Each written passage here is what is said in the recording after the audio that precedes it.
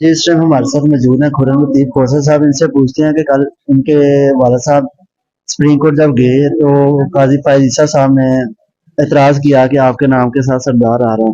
तो इन्हीं से पूछते हैं कि ये इसके बारे में क्या कहना चाहते हैं। जी खोसर साहब बताइएगा। बिस्मिल्लाहिर्रहमानिर्रहीम। पहली बात तो ये कि अल्लाह ताला ने कुरान में फरमाया है कि मैंने तुम्हें कबीलों और फिरकों में इसलिए तकसीम किया है कि तुम्हारी शनाख्त हो सके। ये हमें हमारी शनाख्त के लिए किया है।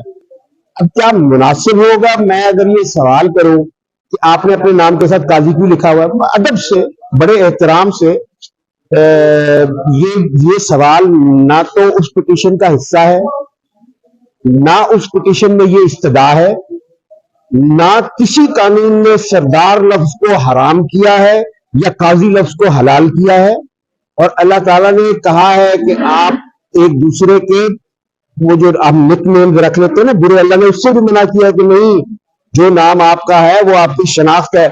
मुझे सरदार लिखने में मुझे अल्लाह ताला ने ये नाम दिया है। मेरा नाम कोई भी हो सकता था, मैं मियाँ भी हो सकता था, मैं मलिक भी हो सकता था, लेकिन जो मुझे मेरे अल्लाह ने नाम दिया है, मैं अपने अल्लाह के सामने आजी और इंकिसारी से अपने उस नाम को ओन करता हूं। और मैं ये गुजारिश करूंगा, वो कहते हैं कि आप भी अपनी अदाओं पे जरा गौर करें, हम अगर अर्ज करेंगे तो शिकायत होगी।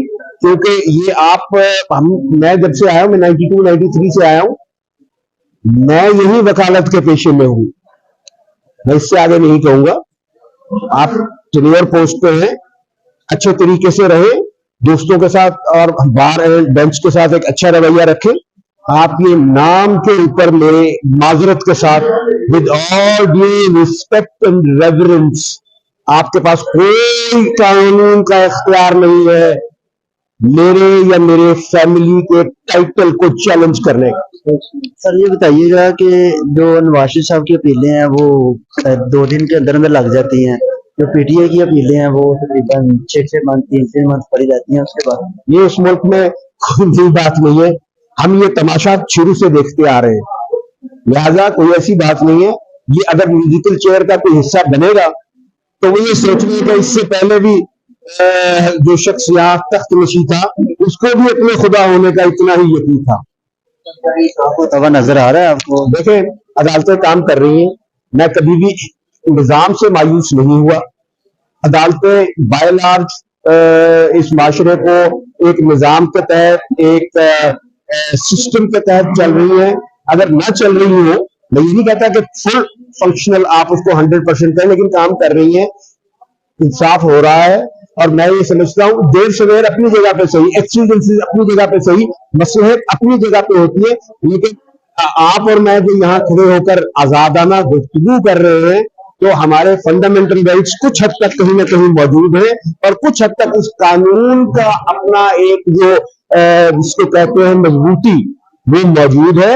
और बल्कि मैं जो रिसेंट इवेंट्स मेरी फैमिली के साथ हुए हैं, मैं उनके अपने जो मेरे हमारे मेहरबान है उनका भी शुक्रिया अदा करूंगा कि उन्होंने इस आजिज बंदे को इस काबिल समझा कि ये अपने मुल्क की खिदमत में हवालात में जाए और अपने मुल्क की खिदमत और उसके जज्बे से सरशार होकर पाबंद सलासल भी हो। मैं उनका मशकूर हूँ।